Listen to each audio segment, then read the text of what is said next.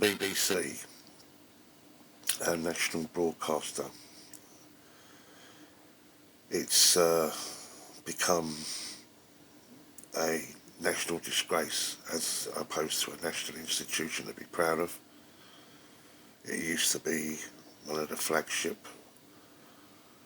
one of the things that you'd recognise as being great about being British, and yet over the last 20 years it's declined into a propaganda machine based on fear. Outside its broadcasting house, it's got a sculpture of a man that was a well-known paedophile. Um, he had sex with his sisters, even his pet dog, and yet there's been calls for them to remove that so many times, and yet they seem to be proud of it. It's part of what it stands for, what its culture's all about, and we know all the cover-ups down the years. Jimmy Savile, the list is endless. The BBC have slowly become something which I despise, actually, and I certainly don't look towards it with regards to any decency or any integrity. I view it now as just a propaganda piece, almost like mind control. It's incredible, really, where the general public, have to pay to have the BBC. They don't really get any choice when you do. But how it was down the years with the detective hands round the corner and putting the fear of God into you and the knock, knock, knock on the door because you haven't paid your TV licence. And yet you never really had a choice, And the reason why I'm bringing up the BBC is I want to bring your attention to a piece that the BBC wrote regarding yesterday's game. And the journalist that wrote the piece was a guy called Michael Emmons. Now, I'm pretty sure that guy's gone through vigorous training and he's worked hard to get where he's got to, but there just isn't any journalism anymore. How can you have any pride in what you do if all you're going to do is lie, bend the truth, sensationalise, and just put the fear of God into people? That's not journalism. It's certainly not something to be proud of, and something I'm pretty sure that all those years that you've spent studying and training to get where you are to be a proper journalist, I don't see how people like this can sleep at night. And yet we see it all the way through COVID, didn't we? All those journalists that kind of had the opportunity to ask questions, and they never did. Never asked questions about anything. It's always the same old stuff on a loop.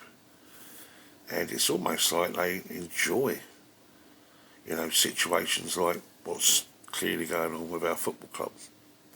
So I'm going to read you basically in a story that they've gone with the headline, Chelsea fans face up to life after Roman Abramovich. As I say, by Michael Emmons. Okay, it says, I understand some fans have only known Roman Abramovich, but the majority of fans were here before. We went through so much before he joined us, and we will be here after him. Chelsea fan Anne Amis, a season ticket holder, is she real? Summed up the defiance on show amongst Chelsea players, management and fans as the club come to terms with their very future being under threat after 170 years of existence.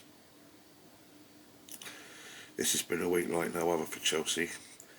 Russian billionaire Roman Abramovich, their owner and financier for 19 years, on Thursday was sanctioned by the UK government as part of its response to Russia's invasion of Ukraine. All of his UK assets, including the football club, were frozen. Chelsea's 1-0 win against Newcastle on Sunday at first glance was just another normal Premier League afternoon. Yet while there was a great deal of familiarity about the occasion, this was the home of a club where things won't be the same again. I mean, how do they know that? You know, some things hadn't changed. The Roman Empire banner celebrating the man whose finances helped them bring in 21 trophies, including 5 Premier Leagues and 2 Champions League titles during the most successful period in the club's history, still hung in the Matthew Harding stand. That's true, it was still up, but I mean, why would they bring it down? There's no other banners that have ever come down. I mean, after all, the man was part of our history. You can't wipe it out. Check this. The Roman Abramovich chant rang out in the 65th minute of the game. Not for long, and not by many, but it was unmistakable. Well, that's a lie, an absolute lie. And it's quite incredible because after the game, I always go sort of to the Britannia Gate area where I've got a lot of my friends I meet up with who sit in various parts of the ground. And a lot of the cameras are there at that time, a lot of foreign media were outside. And I did a little interview actually on Spanish media. Apparently it's going out live tomorrow, you can't see it over here. It's with their Quattro network. And they seem to understand the circumstances and the hypocrisy of everything that's gone on over the last week or so. In particular, the Russian oligarchs that have made donations to the Conservative Party and the Labour Party too, but in particular Boris Johnson, 6 times in fact. The Russian oligarchs have made contributions over £3 million as it goes. And I was talking about the differential between Yemen and the atrocities going on with Saudi Arabia. I believe yesterday, or the day before yesterday, 82 people were murdered as a result of the conflict that's been going on for a long, long time. But it doesn't get any media coverage, and it certainly doesn't get the same levels that we're hearing about right now between Russia and the Ukraine. I mean, look, all war is shit. It's all terrible, yeah? And there's only one winner in war, and that's the people that fund both sides. Just like a game of Monopoly, there's always ever one winner in life. And they do say that war is good for business, but it's good for business for people who are associated with regards to arms and ammunition, and of course the people that you need money, to create a war. And that chant did not happen. And I remember saying to someone outside the stadium, a Chelsea supporter, and I actually mentioned it, I said, wasn't it strange where not one chant for Roman Abramovich yesterday was made? And don't get me wrong, it happened at Carrow Road and throughout the game, to be fair, but it didn't happen yesterday. There was no chanting for Roman Abramovich whatsoever. Now, the Newcastle sang twice yesterday a tune that wasn't with the words Roman Abramovich, but it was exactly the same tune that we sing that particular Roman song to. So I guess, and I did remember thinking at the time, because where I sit is quite close to the shed end, and I could hear the Newcastle fans, and I heard the tune, exactly the same sort of tune to how we sing Roman Abramovich, and I thought, I wonder if, those journalists, those gutter rats, will actually think, oh, that's the Chelsea fans singing about Roman Abramovich. Well, they weren't Chelsea fans, so that's a lie.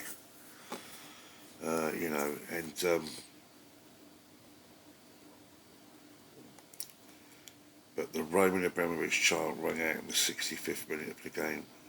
Not for long, not by many, but it was unmistakable. Well, you were unmistaken. You were mistaken. It didn't happen. So why print it? Why lie? Unmistakable means it happened without a shadow of a doubt. You need to get your facts right. You're obviously clearly a crap journalist. No integrity, no truth. Just lies, lies, lies.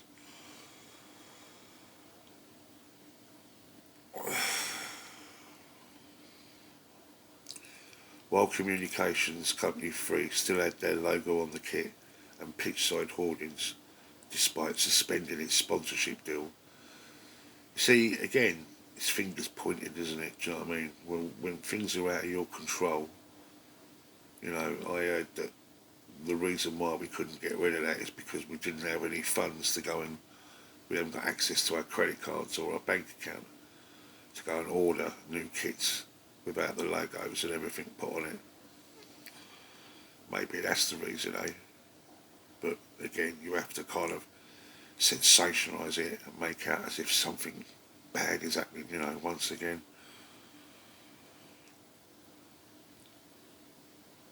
And it says here that still had their logo on the kit and the pitchside haulage, despite suspending its sponsorship deal. Again, they're trying to make that angle, aren't they? Do you know what I mean? But if you looked a bit harder, you could see a few signs that things just weren't right. Pathetic. The club shop was shut as part of the restrictions. Those that would normally buy a programme had to do without. Boss Thomas Tuchel even joked he would be willing to drive a 7-seater to help the team reach the far-flung destination of Lille. It's not far-flung, it's just across, it's actually 2 hours on the train, actually, to Lille. 2 hours from London. The last 16 of the Champions League title. And by the way, all that has been paid up in advance. It's already been bought and paid for before the sanctions. So again, very, very, very poor reporting. Deliberately lying, sensationalising. And this is what they do, you know, propaganda. For their Champions League last 16 second leg tie in midweek after a 20,000 cap was placed on its side's travelling arrangement. So there's no real need to even write that because it's not applicable.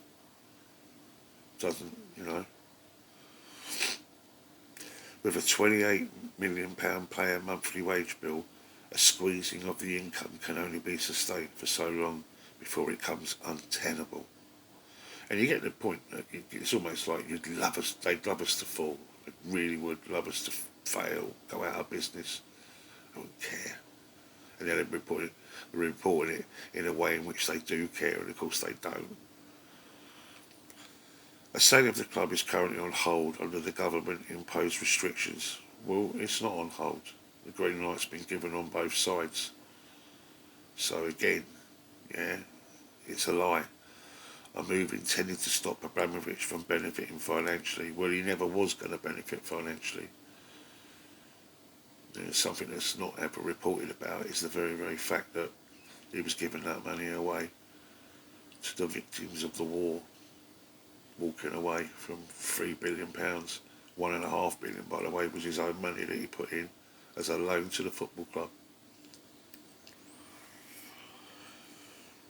But without a sale, things could get tough. Well, we know that the bids are being submitted in the next 10 days. I think it's actually next Friday. And there's over 200 prospective interested parties. And 20, right, okay, are actually pretty much on the button. And I'd like to know, actually, one question, and it's this one,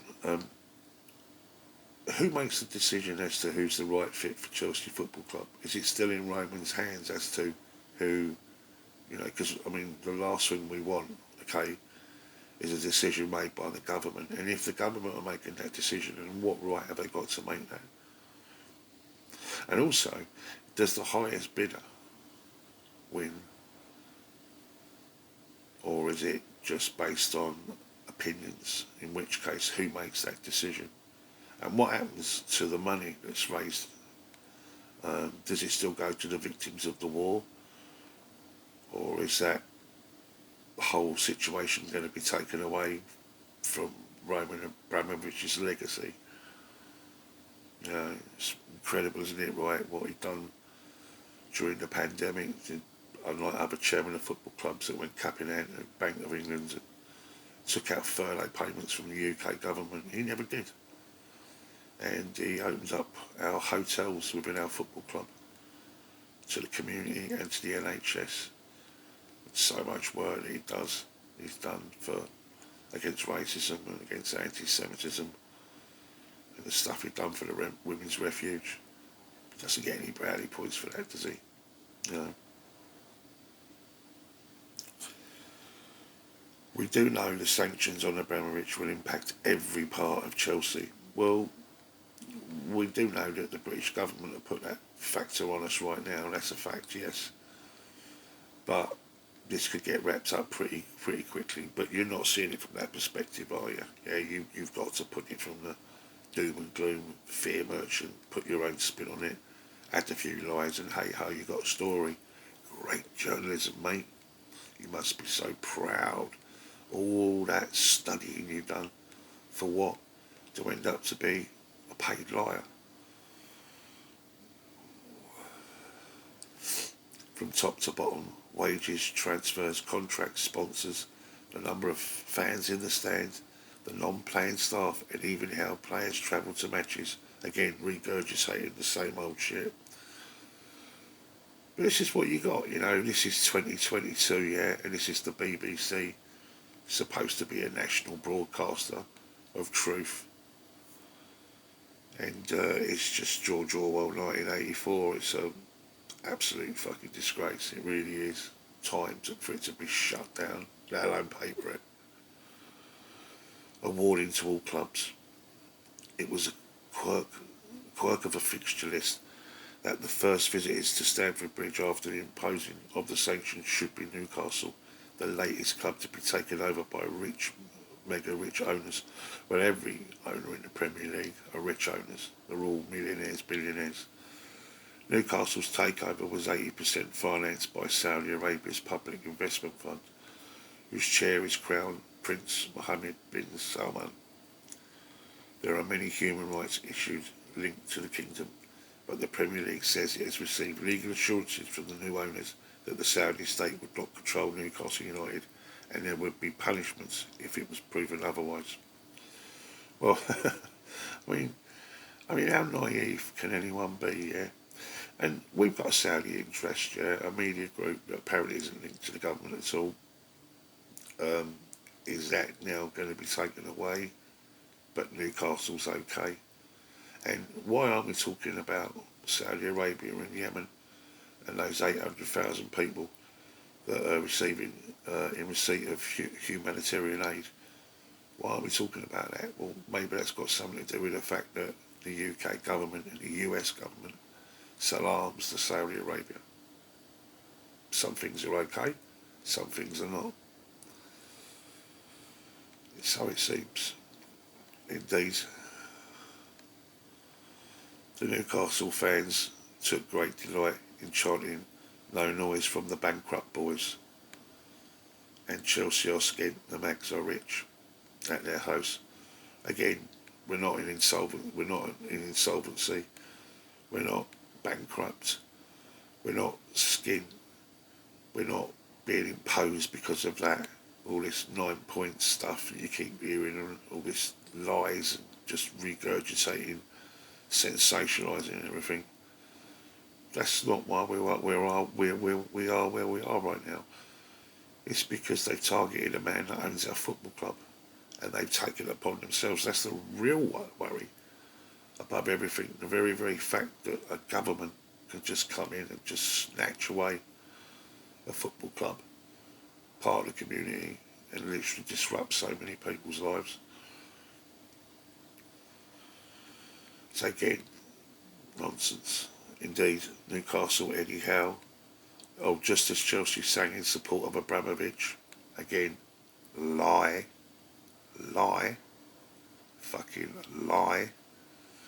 a Saudi Arabia flag was spotted in the away end. It's incredible, isn't it? You know what I mean?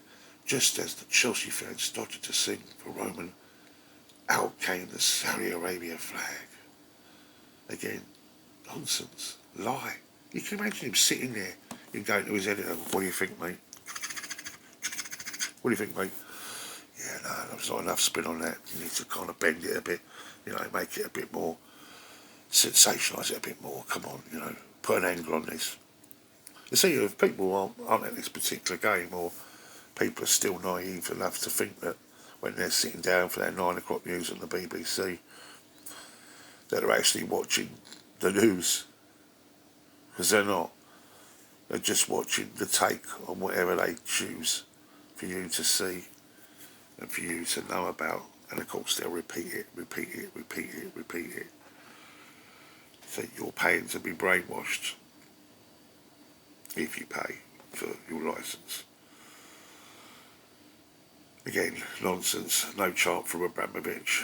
As I said before, there was a similar, well not similar, exactly the same sounding tune, but a Newcastle chant. And any Newcastle fans out there, I might get hold of the Newcastle fans channel and find out who they were actually singing about, but it was certainly nothing to do with Abramovich and all that. What was funny was the banter between the clubs, the two clubs. Newcastle were referring to Mike Ashley. He's coming for you, Mike Ashley. He's coming for you, which I thought was quite funny actually. Good bit of banter, and the Chelsea fans, in a true Chelsea style comeback, weren't reporting on this one, because I thought it was funny. Chelsea fans sang back, Boris Johnson, he's coming for you, back to the Newcastle fans.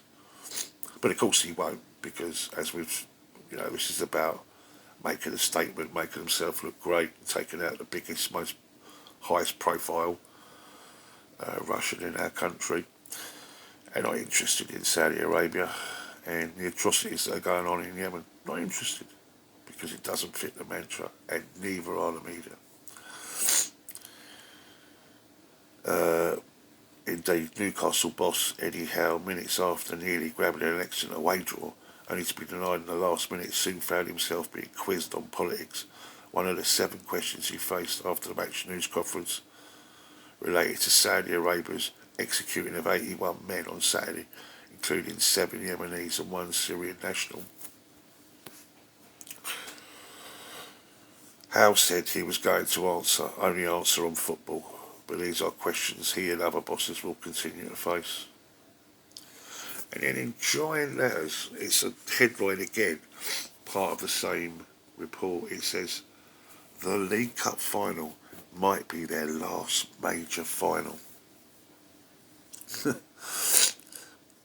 I mean, I don't know if anyone knows out there, right, and certainly the non-Chelsea supporters, but before Abramovich bought us, we were in the FA Cup final in 1994 with Glenn Hoddle. 1997 was Rudd Hullet, took us there and we won, we beat Middlesbrough.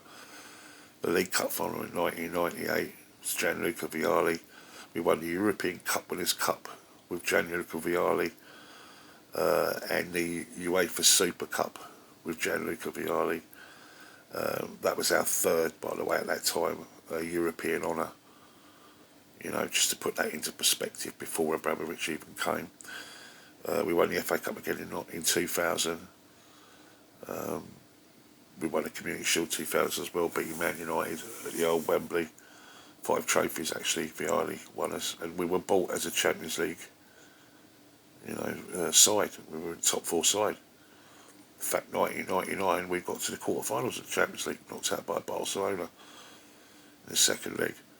But again, all of a sudden, like, when anything bad happens to a club, whether it's Chelsea, a side who won the Club World Cup a month ago, or Derby County fighting to avoid the drop from the Championship after being docked 21 points for financial mismanagement, or Bury, who went out of business from English football's 3rd tier, it's the fans who suffer most.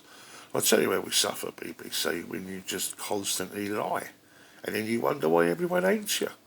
because it's just shit journalism. It's not even journalism. You don't even do any journalism. Don't even do any reporting, any proper journalism, investigating or giving both sides of a story, maybe some perspective in whatever you do. But you don't. You don't do any of that. Ex-Chelsea winger Pat Nevin, speaking to the BBC on 5 Live, felt the club supporters may have to accept the glory days are in the past. Well, I don't believe Pat would have said that, you know. And if he did, he's a fucking idiot. Why would it be in the past? What, we've suddenly got a crap side now? We suddenly, you know, we're not going to win no trophies. Well, all of a sudden, like, we're just going to be really, really poor, are we? It's just nonsense. The League Cup final might be the last time I ever see Chelsea in a major final.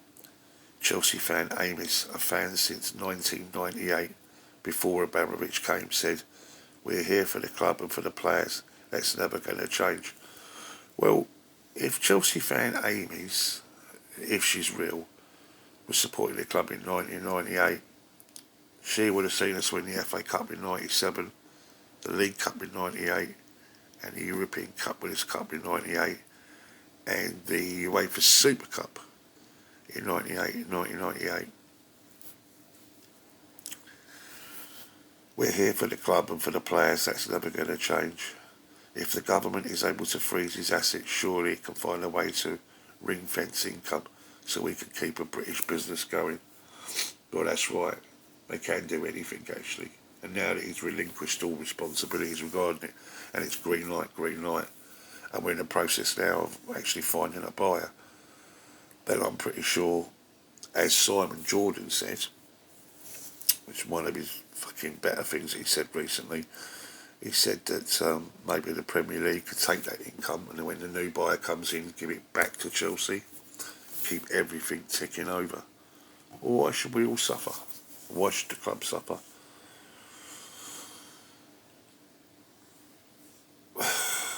Dan Silver from the Chelsea Supporters Trust added, "Mr. Abramovich has gone. We have to focus on the football club moving forward. We have to focus on the best possible owners so we don't have a repeat in the future. Chelsea have been around 117 years. Nice for them to do that on our birthday, wasn't it, eh? Everything for a reason. And we have to make sure we're around for the next 117 years. It's been a big part of my life. If we go back to crowds of 6,000 on a Saturday, so be it. As long as we have a club." You know, I've often heard that one brought out, if we go back to 6,000. We never had that, right, okay? The reference it is for 6,000, right, okay, was when we went down in 1989. We went down because of the playoff game against Middlesbrough. And after that game, there was crowd problems. And part of the punishment for the following season, when we were relegated to the second division, as it was called then, we had a match home terrace ban. So that's why. That's why on those. So you couldn't.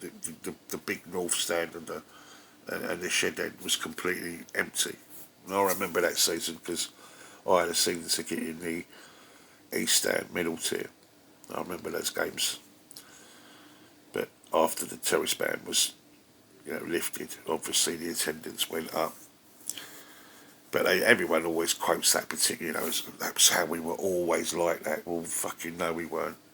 You want to look back into our fucking history. For 11 years, we had the highest attendance in the Football League, I think, in the 20s and 30s. It's been 11 years on the spin, highest league attendance anywhere, any football club. I think 82,000, I think, was against Arsenal. Over 100,000 when we played. Was it Dynamo Moscow? Well, I don't know actually, because people, sort of got in without paying and all that. It was just incredible numbers, They don't know for sure. But I mean, it's totally and utterly ridiculous. It's ridiculous, right? Okay, what's being printed here. So, this is the sort of shit you're dealing with. and the BBC, you should hang your head in shame. And as for Michael Emmons for BBC Sport, you just wrote a piece of shit. Just total sensationalisation, lies, deceit, bending the truth, trying to, create a situation that's fucking not there. I was quite surprised yesterday that there was no chanting for Roman. I was expecting real defiance, But I think most Chelsea fans, right, have come to the conclusions now that, if a government can come in and just snatch things like that, anything's possible. That's why all those other supporters of other clubs need to take note on that one. Because anything is possible, And I think for that reason alone, we're in a position right now where I don't suppose any of us want to create waves, It's quite incredible, isn't it, right, when you think about a football club being snatched just like that. It's kind of the sort of thing that you're thinking would happen in countries like Russia, isn't it?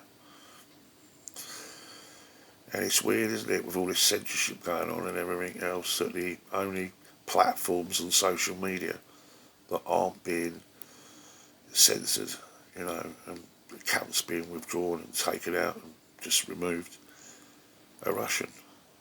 VK, Telegram, etc.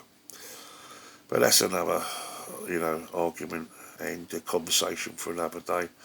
Anyway, guys, I just wanted to share that with you. BBC, honestly, it's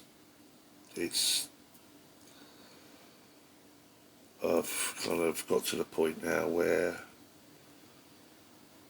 it needs to be shut down. It's a disease. It's diseased. You know what I mean? As I say, it's almost like they would love it. If we went to the wall and and just the way that's written there, it's just not even.